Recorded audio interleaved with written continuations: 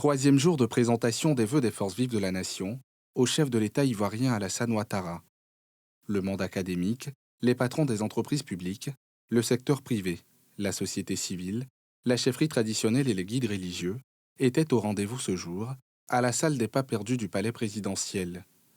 Les performances économiques du pays, la mise en place des infrastructures routières ont été saluées à cette tribune. La présente cérémonie nous offre l'opportunité de saluer les multiples avancées enregistrées au plan des infrastructures et de réitérer notre entière adhésion à votre politique de transformation structurelle de l'économie visant à faire de la Côte d'Ivoire un pays à revenu intermédiaire de la tranche supérieure à l'horizon 2023. Quant aux chefs traditionnels et religieux, ils ont exhorté le chef de l'exécutif ivoirien et son gouvernement à poursuivre ses efforts pour la promotion de la cohésion sociale et la lutte contre la cherté de la vie. Pour ce qui est de notre vivre ensemble, nous vous encourageons à redoubler d'efforts dans votre recherche inlassable de la réconciliation, de la cohésion sociale et de la paix. La situation de notre jeunesse reste une préoccupation face au piège de la drogue, de l'alcool, des déviations sexuelles, de l'envie du gain facile et rapide et de la dépréciation de la vie humaine. C'est pourquoi il nous faut agir tous ensemble. La Chambre nationale des rois et chefs traditionnels a entrepris d'élaborer le répertoire des us et coutumes de tous les peuples de la Côte d'Ivoire, une activité majeure qui contribuera à la consolidation de la cohésion sociale, ciment de la paix et gage du développement durable. Alassane Ouattara a salué la contribution de tous ces acteurs au développement du pays et leur implication pour la paix. Je voudrais donc vous encourager tous dans votre traditionnelle mission de sensibilisation au renforcement de la cohésion sociale et de la paix. Tous les hôtes d'Alassane Ouattara se sont réjouis de la tenue de la CAN, la Coupe d'Afrique des Nations en terre ivoirienne, souhaitant plein succès aux pachydermes ivoiriens afin de décrocher une 3e étoile. Nous avons signé une trêve sociale pour créer un environnement favorable aux investissements, pour créer un environnement propice au travail acharné qui va nous permettre de produire de la richesse et demain consolider les dispositifs de protection sociale avec la richesse produite. À l'ensemble des Ivoiriens et Ivoiriennes, à l'ensemble de tous ceux qui résident en Côte d'Ivoire et à l'ensemble des travailleuses et travailleurs de Côte d'Ivoire. Bonne et heureuse année à tous et à tous. Sur le plan économique, nous souhaitons que l'économie domestique prenne le pas sur toutes les formes d'économie. Quand je dis économie domestique, c'est les petites et moyennes entreprises. Nous nous battons pour les PME. Nous souhaitons que les PME puissent, à l'image d'autres pays, prendre le relais pour que nous puissions créer de l'emploi, nous puissions transformer notre économie. Nous constatons aussi que désormais, en Côte d'Ivoire, il y a la libre circulation des personnes. Nous avons vu les partis politiques cette année compétir d'ailleurs et même s'exprimer, donner leur point de vue sur tout ce qui concerne la vie de la nation. Nous sommes satisfaits pour tout ça. Mais ce que nous demandons, c'est que l'État peut faire encore mieux. Le gouvernement peut faire encore plus et nous invitons le chef de l'État à s'inscrire dans cette dynamique. Mes vœux sont déjà accomplis. La victoire de la Côte d'Ivoire pour la CAN qui se déroule chez nous. On a une bonne équipe de très bons joueurs, mais qui ne sont pas engagés. Et au dernier moment, ils ont toujours un geste de trop. Mais ça va aller. Comme on vient de commencer, et que toutes les grandes équipes sont en difficulté. J'ai vu le Ghana hier, j'ai ri, j'ai vu l'Égypte, et j'ai vu des grandes équipes tomber. Mais la Côte d'Ivoire, on commence doucement, mais on va dans la coupe. Démarré samedi dernier, la CAN 2023 s'est poursuivie ce lundi avec les matchs de la première journée du groupe C et le premier match de la poule D. Dans la poule C, logé au stade Charles Konan Banny de Yamoussoukro, le Sénégal a disposé de son voisin gambien 3-0. Le deuxième match de cette poule, qui a opposé la Guinée au Cameroun, s'est soldé par un match nul, 1-1. Les Lions de la Teranga mènent donc le bal dans ce groupe avec 3 points, plus 3, suivi de la Guinée et le Cameroun avec 1 point au compteur. La Gambie ferme logiquement la marche avec 0 point, moins 3. Les équipes de ce groupe se donnent rendez-vous le 19 janvier prochain avec les oppositions Cameroun-Sénégal et Guinée-Gambie. Concernant la poule D, ce sont les Algériens et les Angolais qui ont ouvert le bal ce lundi au Stade de la Paix de Bouaké. Les deux équipes ont coupé la poire en deux, 1-1, en attendant la deuxième rencontre de ce groupe, prévue demain mardi à 14h, entre le Burkina Faso et la Mauritanie. La journée de demain mardi sera également meublée par les matchs du groupe E. Le Mali affronte l'Afrique du Sud, pendant que la Tunisie en découdra avec la Namibie.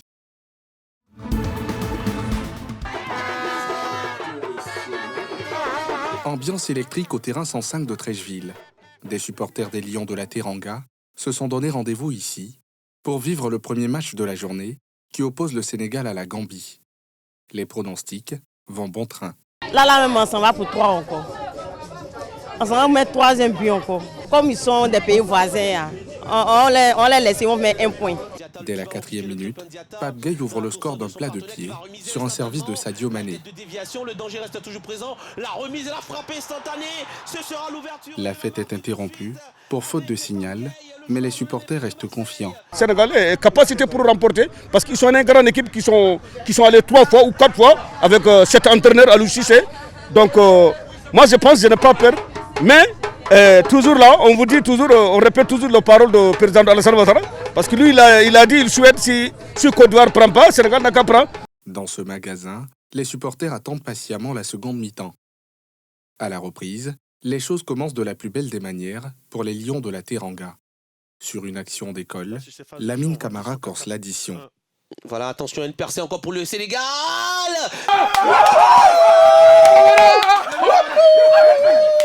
C'est déjà joué, mais 2-0 même quand même c'est encore petit, parce que pour le moment Gambie a pris le carton rouge.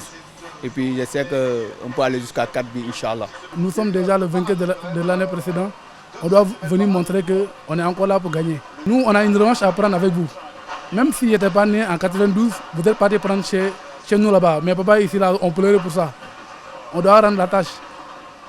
On doit venir prendre la revanche chez lui. À la 86e, le Marseillais signe un doublé.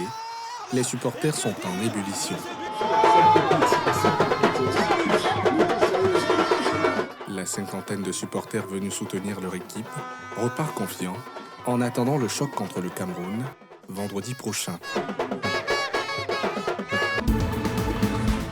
Marché Hong Kong dans la commune d'Adjamé. Cette ruelle dédiée aux couturiers est aux couleurs de la CAN. Toute affaire cessante, ces supporters du Sili national de Guinée se sont retrouvés devant le petit écran pour suivre le match qui oppose leur équipe nationale à celle du Cameroun. Même ambiance avec ces supporters camerounais dans ce maquis tenu par une de leurs compatriotes au quartier Vallon, dans la commune de Cocody. 10e minute, Mohamed Bayo ouvre le score pour la Guinée. Les supporters du Sili national sont aux anges. Au fil du match, les Camerounais reviennent petit à petit dans la partie et dominent la seconde partie de cette première période, mais n'arrivent pas à égaliser. À la mi-temps, la Guinée mène 1-0. Malgré qu'on a eu le carton rouge, mais on n'est pas découragé. On espère gagner. On sait que ce match-là, on va finir 2-0. C'est vrai que les Guinéens ne sont pas faciles. Mais bon, nous sommes menés 1-0, c'est encore la première mi-temps. On attend pour voir la deuxième mi-temps, ce qui va se passer après. Je suis déçu, même j'ai honte. Mais je garde espoir. On va gagner et puis on va se rapprocher davantage de la coupe. À la reprise, les Camerounais accentuent leur domination, qui se concrétise par l'égalisation de Magri sur une passe décisive de Georges Nkoudou. C'est la délivrance chez les supporters du pays de Samuel Eto'o.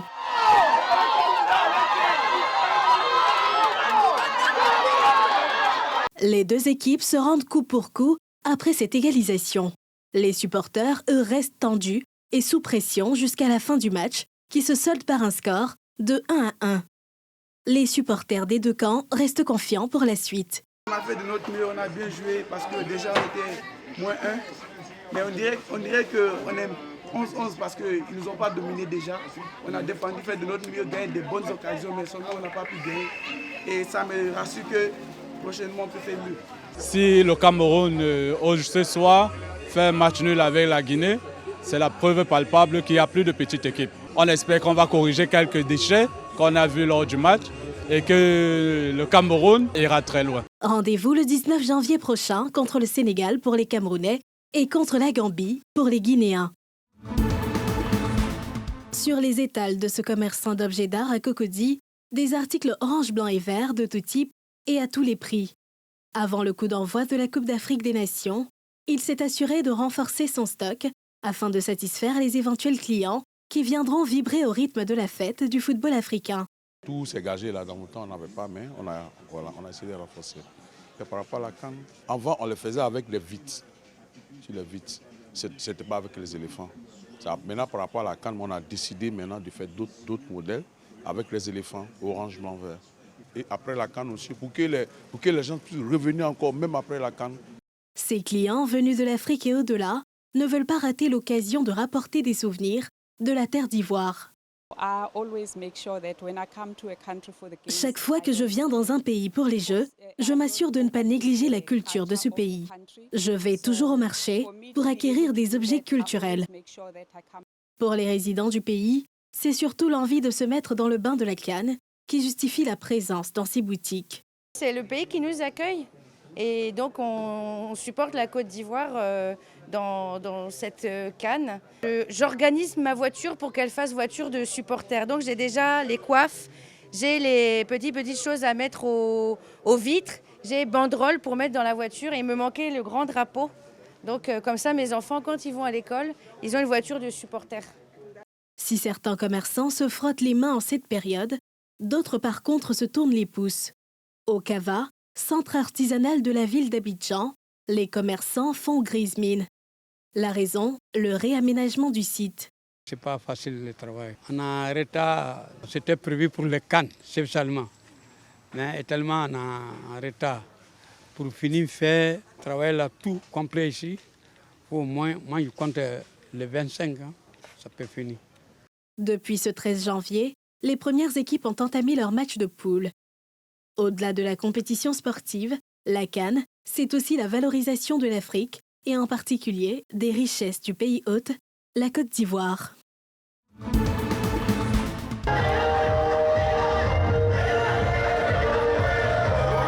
Main dans la main, les organisations de lutte contre les violences basées sur le genre disent non à toutes les formes de violence pendant la Coupe d'Afrique des Nations en Côte d'Ivoire.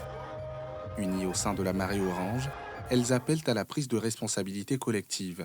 Qui dit CAN, dit rassemblement, dit festivité, dit mouvement populaire. Et ce sont des facteurs aggravants de violence. Parce que là où il y a du monde, il y a très souvent de la violence. La Marée Orange dit non. Stop aux violences faites aux femmes et zéro violence faite aux femmes pendant cette CAN. Se joignant à la cause, les hommes aussi participent à cette sensibilisation. Les hommes doivent respecter les femmes. Parce que nous, hommes, nous venons d'une femme. Nous devons respecter nos sœurs, nos enfants, nos filles. Et donner toujours l'exemple. Le mot d'ordre aussitôt donné, que les équipes prennent d'assaut les rues de la capitale pour sensibiliser.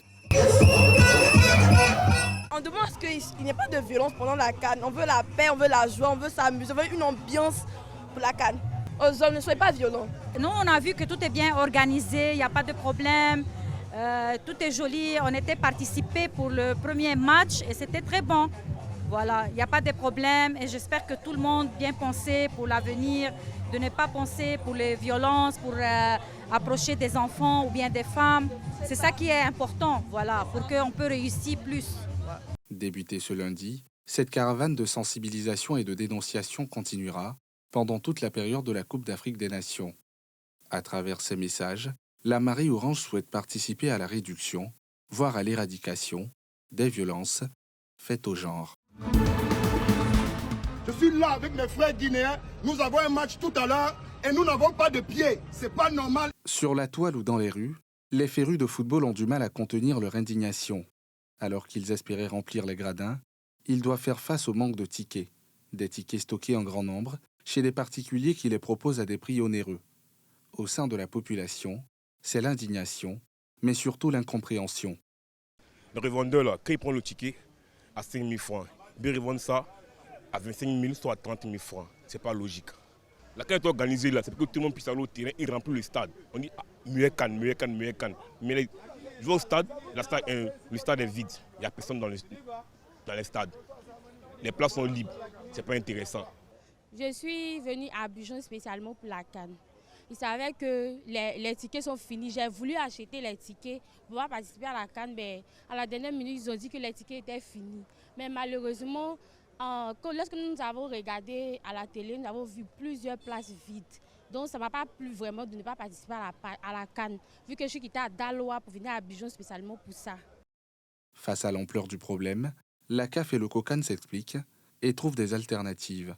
Pour assurer la représentation des pays participants à la CAN 2023 lors des différents matchs, la CAF et le COCAN allouent 5% de la capacité totale des stades aux supporters des équipes en compétition. Ces billets sont remis en vente en cas d'annulation ou en cas d'invendu. Cette initiative vise à garantir que les places disponibles soient mises à la disposition du public afin de donner l'opportunité aux supporters d'obtenir des billets. Des points de vente physiques sont désormais ouverts. Renforcement des ventes physiques. Conscient de la forte demande sur la plateforme de billetterie en ligne et des difficultés qu'elle pourrait entraîner, la CAF et le COCAN encouragent activement les populations à se rendre dans les points de vente physiques pour acquérir leurs billets. 51 points de vente sont actuellement ouverts sur tout le territoire ivoirien et jusqu'au dernier jour de la compétition. Du côté du gouvernement, on ne compte pas fermer les yeux sur cette situation qui jette le discrédit sur la fête du football africain. La billetterie est l'affaire de la CAF, mais nous avons remarqué que lors des premiers matchs, beaucoup de problèmes ont été posés. Nous prenons le problème en main et vous verrez les résultats dans les 48 heures.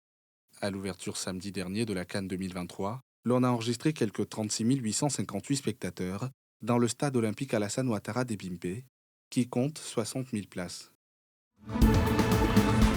Assini, cité balnéaire connue pour ses belles et paisibles plages, visitée par de nombreux touristes ivoiriens et étrangers.